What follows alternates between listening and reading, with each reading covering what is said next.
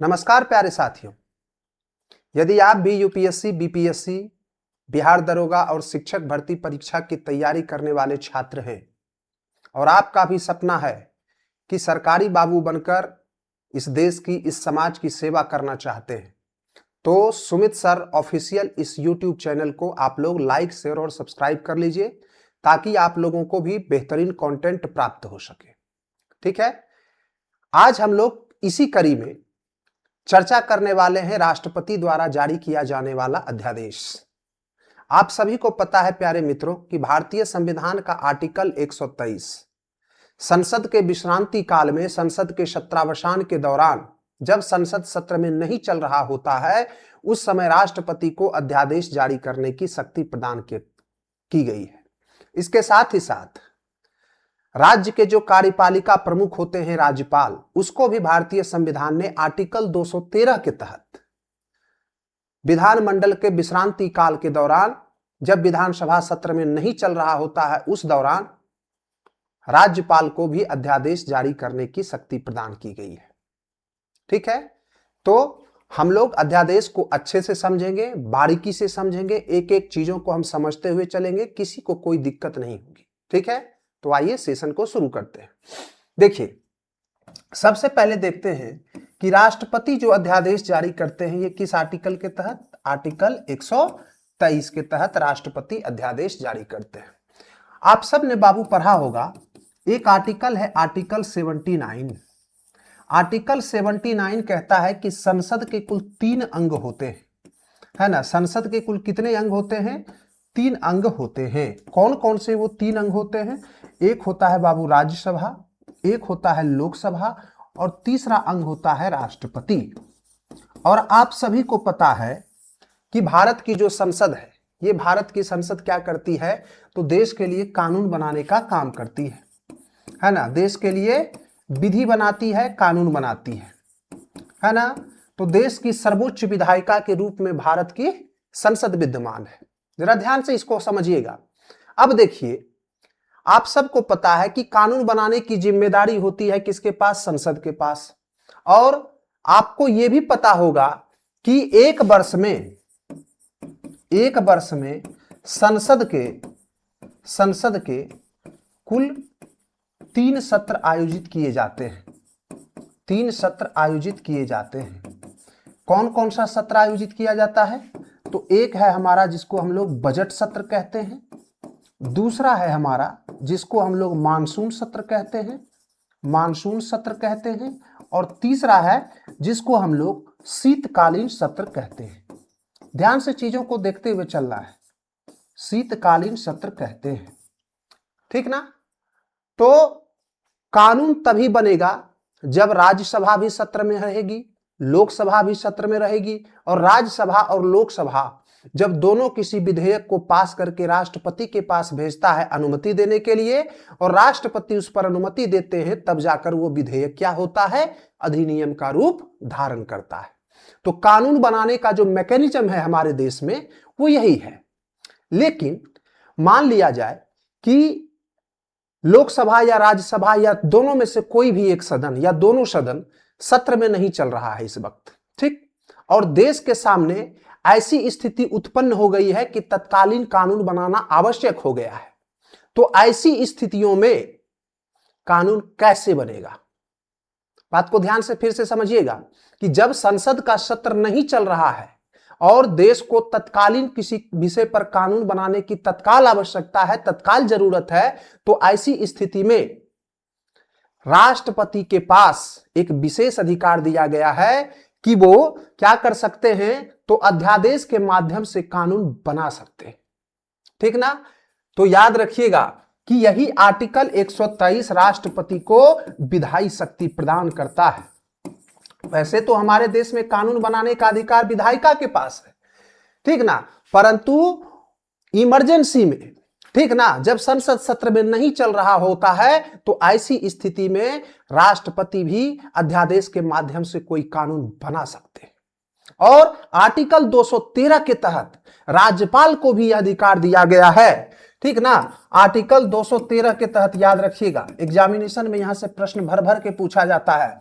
Article 213 के तहत राज्यपाल भी क्या करते हैं, तो अध्यादेश जारी कर सकते हैं। बात समझ में आ गई? अध्यादेश क्या है, ये बातें समझ में आ गई। ठीक ना, अब हम लोग चर्चा करते हैं कि अध्यादेश कब जारी होता है। ठीक है, ध्यान से देखिएगा एक एक चीजों को। आइए आगे बढ़ते हैं। देखिए, अध्यादेश कब जारी किया जाता है? अध्यादेश कब जारी किया जाता है? ध्यान से देखिएगा। तो अध्यादेश कब जारी किया जाएगा? जब संसद का दोनों सदन सत्र में ना हो, दोनों सदन सत्र में ना हो, या फिर संसद का कोई एक सदन सत्र में ना हो। दूसरी स्थिति जब लोकसभा भंग कर दी गई हो, ठीक है, जब लोकसभा भंग कर दी गई है। आप सबको पता है कि अनुच्छेद 85 के तहत, आर्टिकल 85 के तहत राष्ट्रपति को लोकसभा को भंग करने का अधिकार है। ठीक ना, तो लोकसभा जब भंग कर दी गई हो, किस आर्टिकल के तहत? आर्टिकल 85 के तहत। बात को ध्यान से समझिएगा। तो जब संसद का दोनों सदन या कोई एक सदन सत्र में नहीं चल रहा हो, या फिर आर्टिकल 85 के तहत लोकसभा भंग कर दिया गया हो, ठीक ना, तो ऐसी स्थिति में राष्ट्रपति के पास यह अधिकार होता है कि किसी लोक महत्व के मुद्दे पर अविलंबनीय कानून बनाने के लिए वो क्या कर सकती है, तो अध्यादेश जारी कर सकती है। ठीक ना, तो क्या कर सकती है? अध्यादेश को जारी कर सकती है। ठीक ना, राष्ट्रपति हर उस विषय पर अध्यादेश जारी कर सकती है जिस विषय पर संसद को कानून बनाने का अधिकार है। ठीक ना, फिर से ध्यान से सुनिएगा, राष्ट्रपति हर उस विषय पर अध्यादेश जारी कर सकती है जिस विषय पर संसद को कानून बनाने का अधिकार होता है। ठीक ना, अब जरा ध्यान दीजिएगा कि राष्ट्रपति जो है किसी भी स्थिति में संविधान संशोधन करने के लिए, है ना, संविधान संशोधन करने के लिए अध्यादेश जारी नहीं करेगा। ठीक है, संविधान संशोधन के लिए अध्यादेश जारी नहीं करेगा, अध्यादेश जारी नहीं करेगा। ध्यान से इस बात को नोट कर लीजिए। अगला पॉइंट देखते हैं अब हम लोग। अगला पॉइंट है हमारा कि जो अध्यादेश की वैधता होती है ना, अध्यादेश की जो वैधता होती है, इसको जरा ध्यान से देखना है। अध्यादेश की जो वैधता होती है,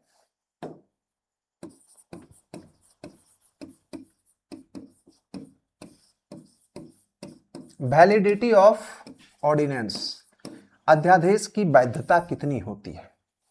दो कंडीशन में आप लोगों को इसको ध्यान में रखना है। ठीक ना, पहला कंडीशन, जब सदन सत्र में ना हो, जब सदन सत्र में ना हो, सत्र में ना हो, तो इसके सत्र में आने पर, इसके सत्र में आने पर अधिकतम 6 सप्ताह या 42 दिन, या 42 दिन। ठीक है, दूसरा कंडीशन देखना है, दूसरा कंडीशन देखना है मेरे प्यारे लाल लालियों, जब या कहा जाए अध्यादेश अध्यादेश की अधिकतम वैधता आपसे पूछे, अधिकतम वैधता, तो कहना है 6 महीना। ठीक ना, 6 महीना। ध्यान से देखिएगा, किसी भी अध्यादेश की अधिकतम वैधता कितनी होती है? 6 महीने तक होती है। और यदि संसद सत्र में आ जाए, ठीक ना, मान लिया जाए अभी अध्यादेश जारी किया गया और संसद सत्र में आ गया, तो ऐसी स्थिति में जो अध्यादेश होगा वो 6 सप्ताह तक प्रभावी होगा। यदि उसको सत्र से संसद के जो दोनों सदन हैं, अगर उसको दोनों सदनों से अनुमति नहीं मिलती है तो यह 6 सप्ताह से पहले भी समाप्त हो सकती है, या उस पर किसी भी प्रकार का कोई विचार नहीं किया गया दोनों सदनों के द्वारा, तो 6 सप्ताह में वो ऑटोमेटिकली क्या होगी? समाप्त हो जाएगी। तो इस तरह से अध्यादेश की जो अधिकतम वैधता होती है, मैक्सिमम वैलिडिटी होती है, वो 6 महीने और प्लस में 6 सप्ताह हो जाती है। ठीक ना, 6 महीने प्लस 6 सप्ताह। अब आप पूछिएगा सर ये 6 महीने प्लस 6 सप्ताह आपने क्यों लिखा?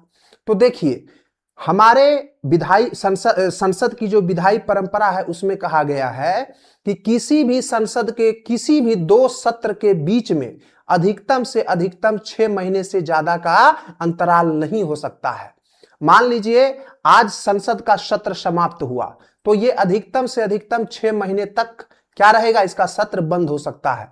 तो मान लिया जाए कि हमने 6 महीने तक माना कि संसद सत्र में नहीं है, और संसद जब सत्र में आ गया तो 6 सप्ताह तक यह प्रभावी रहता है, हम आपको बता चुके हैं। तो इस तरह से एक विधेयक एक अध्यादेश जो होता है अधिकतम 6 सप्ताह और प्लस 6 महीने तक प्रभावी रह सकता है। इतना बात बोलिए, समझ में आया कि नहीं? अब देखिए अगला टॉपिक पे चलते हैं। अब यहां पे ध्यान देना है कि अध्यादेश को लेकर सुप्रीम कोर्ट का क्या रुख है, ध्यान से देखना है इसको। ठीक ना, देखिए 1970 में एक मामला हुआ था आरसी कूपरवाद। इस आरसी कूपरवाद में सर्वोच्च न्यायालय ने साफ साफ कहा, क्या कहा? कि राष्ट्रपति के द्वारा जो अध्यादेश जारी किया जाता है उस अध्यादेश की न्यायिक समीक्षा हो सकती है, न्यायिक समीक्षा हो सकती है। यदि राष्ट्रपति ने क्या किया हो, असद्भाव के कारण, ठीक ना, या कह सकते हैं कि राष्ट्रपति द्वारा असद्भाव के कारण या फिर गलत इंटेंशन के साथ यदि किसी अध्यादेश को जारी किया गया है तो ऐसी स्थिति में उस अध्यादेश की न्यायिक समीक्षा न्यायालय कर सकती है। इसके बाद याद रखिएगा 1987 में एक मामला हुआ था डीसी वाधवा। इस डीसी वाधवा में भी सर्वोच्च न्यायालय ने अपने निर्णय को दोहराया और कहा कि राष्ट्रपति द्वारा जारी किया गया अध्यादेश न्यायिक समीक्षा से परे नहीं है, न्यायिक समीक्षा से परे नहीं है। एक चीज और याद रखिएगा, एक 38वां संविधान संशोधन हुआ था 1975 में इंदिरा गांधी के काल में। इसमें यह कहा गया कि राष्ट्रपति के द्वारा जो अध्यादेश जारी किया जाता है उस अध्यादेश का न्यायालय समीक्षा नहीं कर सकता है। किसमें कहा गया? तो 38वां संविधान संशोधन 1975 में कि समीक्षा नहीं की जा सकती। परंतु इस 38वें संविधान संशोधन 1975 को 44वां संविधान संशोधन 1978 के माध्यम से फिर इसको पलट दिया गया और इसमें सर्वोच्च न्यायालय, इसमें संसद से यह नियम बना दिया गया कि राष्ट्रपति द्वारा जारी किए गए अध्यादेश को न्यायालय समीक्षा कर सकती है। बात को इतना बात समझ में आ गया? तो 1970 का आरसी कूपरवाद, 1987 का डीसी वाधवावाद, 38वां संविधान संशोधन 1975 और 44वां संविधान संशोधन 1978 के तहत जो अध्यादेश की जो संवैधानिक स्थिति है उसके ऊपर हम लोगों ने चर्चा करने का काम किया। अब इसके संबंधित कुछ फैक्ट आप लोगों को याद रखना है कि देश में सबसे ज्यादा बार अध्यादेश किसने जारी किया है ना, किस प्रधानमंत्री के द्वारा अध्यादेश सबसे ज्यादा जारी किया गया? तो याद रखिएगा इंदिरा गांधी। 208 बार इन्होंने अध्यादेश जारी करने का काम किया। दूसरे नंबर पर पंडित जवाहरलाल नेहरू, जिन्होंने 200 बार अध्यादेश जारी किया, है ना, 200 बार अध्यादेश जारी किया। आपसे प्रश्न यह भी पूछा जा सकता है कि किस राष्ट्रपति के कार्यकाल में सबसे ज्यादा बार अध्यादेश जारी किया गया, तो कहना है कि सर फखरुद्दीन अली अहमद के कार्यकाल में सबसे ज्यादा बार 1974 से 78 के पीरियड में अध्यादेश सबसे ज्यादा बार जारी किया गया है। बात इतना बोलिए, समझ में आया? कहीं कोई दिक्कत नहीं है। जो राज्यपाल द्वारा अध्यादेश जारी किया जाता है उसका भी सेम कंडीशन यही है, उसकी भी अधिकतम वैधता इतनी ही होती है, बस वहां संसद का दोनों सदन सत्र में ना होकर वहां विधानमंडल का दोनों सदन सत्र में होता है। और जो एक सदनीय विधानमंडल होता है वहां विधानसभा यदि सत्र में नहीं चल रहा होता है तो राज्यपाल को यह अधिकार हो जाता है कि वो क्या कर सकता है, तो अध्यादेश जारी कर सकता है। ठीक ना? याद रखिए, अध्यादेश जो होता है किसी भी लोकतांत्रिक शासन प्रक्रिया के लिए बार बार अध्यादेश जारी करना लोकतांत्रिक मूल्यों के खिलाफ माना जाता है। ठीक है ना? अध्यादेश केवल तभी जारी करना चाहिए जब राष्ट्रपति को ऐसा लगे कि ऐसी परिस्थिति विद्यमान है कि हमें शीघ्र और तत्काल कानून बनाने की आवश्यकता है, तभी राष्ट्रपति को अध्यादेश जारी करना चाहिए। लेकिन आजकल क्या हो रहा है, इस अध्यादेश का राजनीतिक दुरुपयोग भी बहुत ज्यादा होता है। ठीक है ना? क्या होता है, बहुत ज्यादा दुरुपयोग होता है।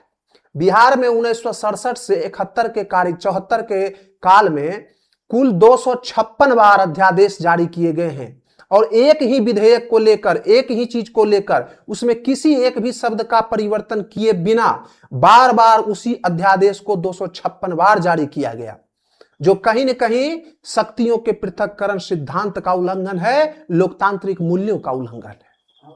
बात समझ में आ रही है? तो अध्यादेश से संबंधित जितनी भी बातें हैं वो हम आपको इस वीडियो के माध्यम से करवा दिए हैं।